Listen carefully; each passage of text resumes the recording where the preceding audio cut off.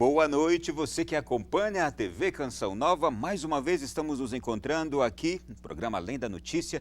Que bom, obrigado porque você está do outro lado aí também. E por favor, já tome agora suas redes sociais ou, como achar melhor, comunique a outras pessoas que o nosso programa está começando.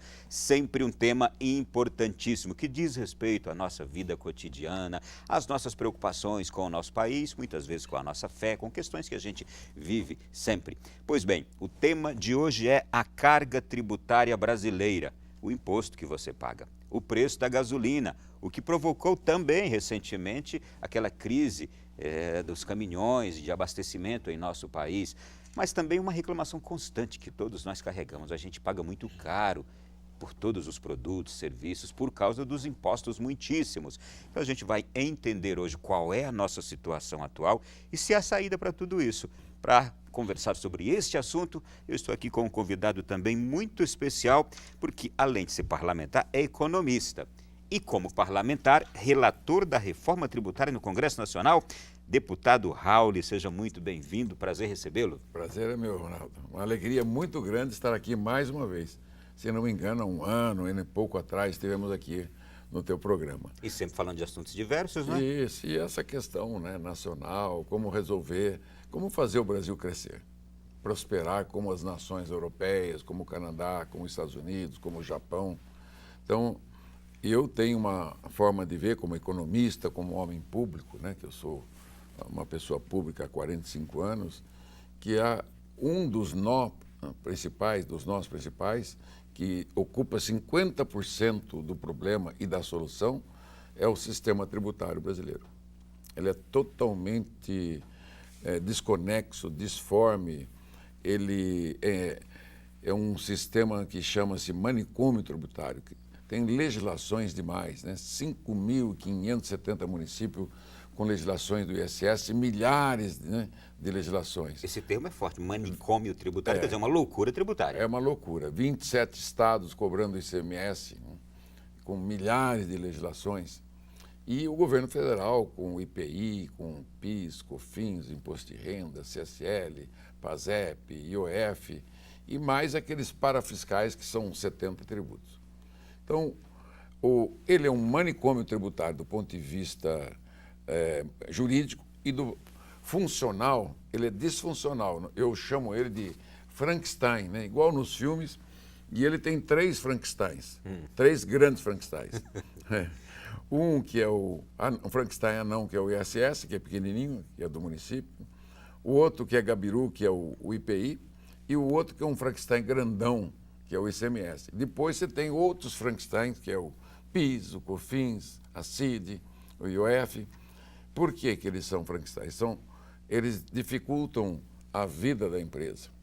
Eles vão todos para o preço, para a empresa. E a empresa sufocada com o número de tributos, o que ela faz? Ela joga no preço. E quem que paga a conta? Aqueles que ganham menos. Porque o que ganha muito, gasta pouco com o consumo. Então, a base tributária... Pouco comparado com o que ele ganha, né? Sim. A base tributária no Brasil e no mundo, qualquer que seja, tem 3 bases. Uma é a propriedade, né? Qual propriedade? Territorial, urbana, rural, veículos e 2 impostos de transmissão. Um causa-mortes, que é doação, heranças, e um intervivos. Quando você vende um imóvel, você tem que pagar o imposto, né, que é municipal. Se é herança, se é uma doação, você paga um imposto estadual que chama transmissão, causa-morte e doações, né? O ITBI, um ITCMD. E os 3 impostos, o IPVA, o ITR e o IPTU. Esses 5 impostos são da mesma base, propriedade, patrimônio da pessoa. Depois você tem a renda, rendas e proventos de qualquer natureza, que é uma base onde estão os salários, os aluguéis, os juros, todo tipo de renda, né? Sim. Royalties, etc. E depois o consumo, que é uma super base. O que tem no consumo, né? Todas as mercadorias, todos os bens e serviços são tributáveis, quase todos eles. Né? Tudo que você tem num shopping center, numa farmácia, né? O que você tem em lojas, roupa, tudo é base consumo, geladeiras, etc.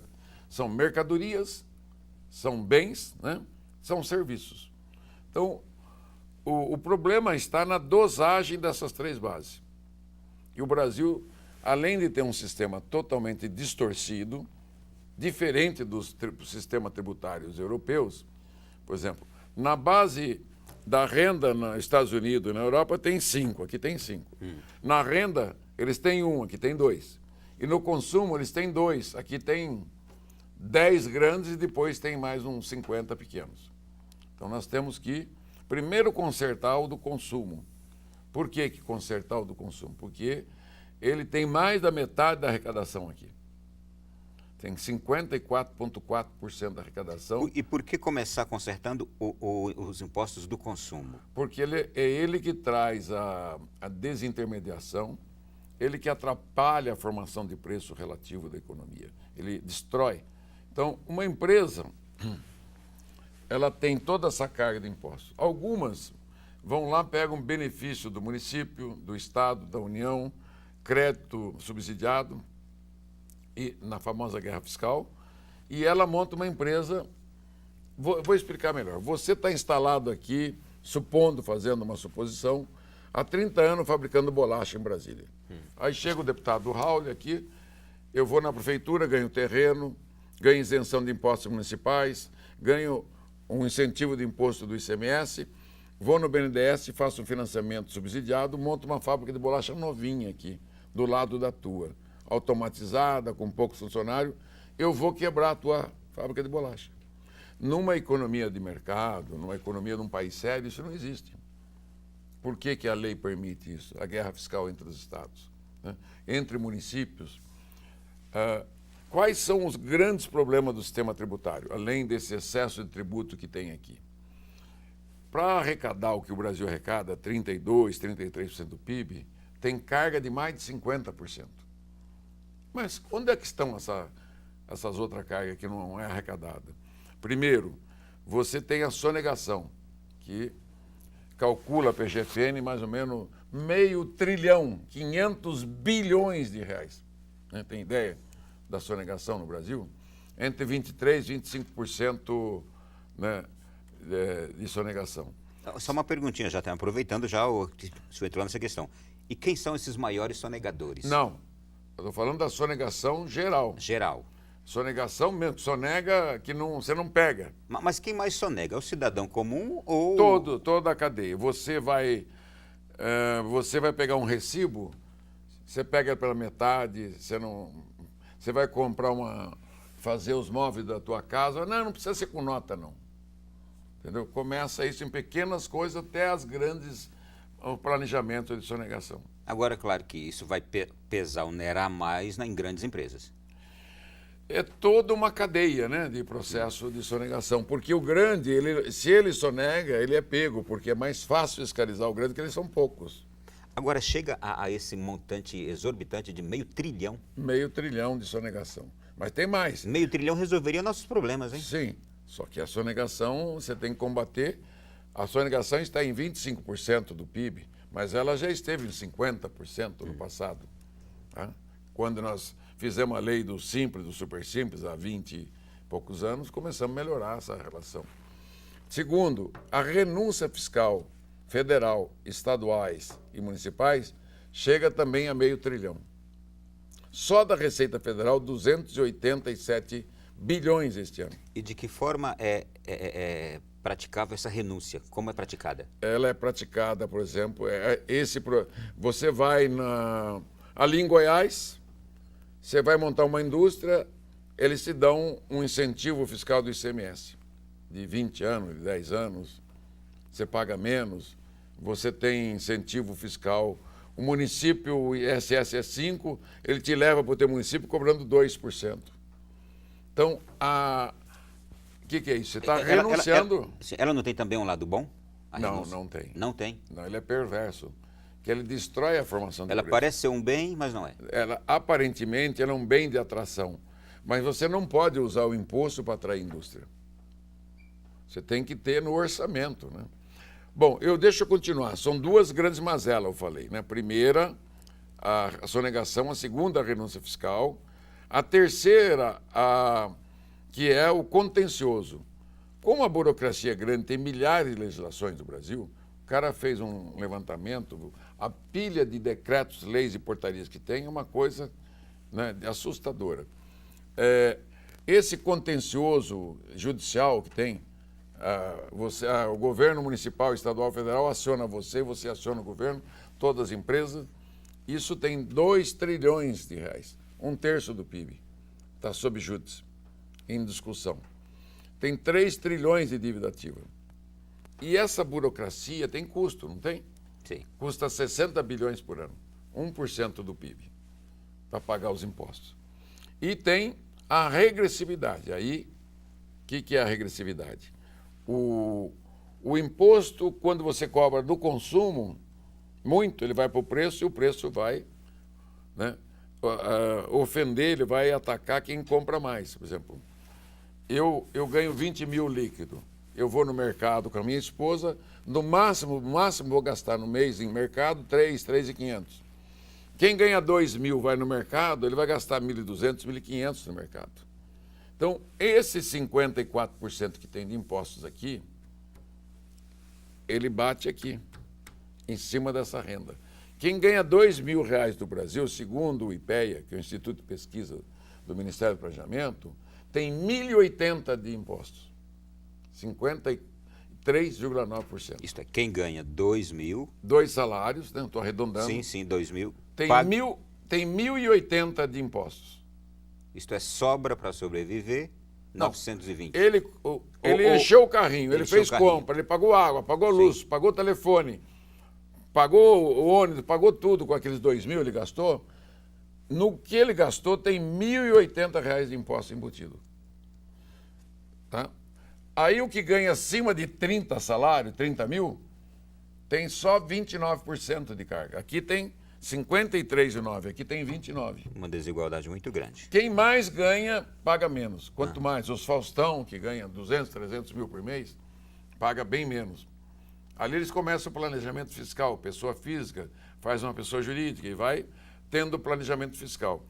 Então, não adianta você atacar e tributar a empresa. Quanto mais imposto você joga em cima da empresa, mais vai para o preço. Dá para entender isso? Dá. Então, é o seguinte, mas nos Estados Unidos é tudo mais barato. Por quê? Porque nos Estados Unidos essa base consumo ele só tem 18% da arrecadação de 100 que vem do consumo, e a nossa 54%. Lá é 3 vezes menor a arrecadação do consumo. Em compensação, a base renda dele é mais do que o dobro da nossa. E a base propriedade é o dobro. Então, eles arrecadam mais da renda, porque é mais direto na pessoa física.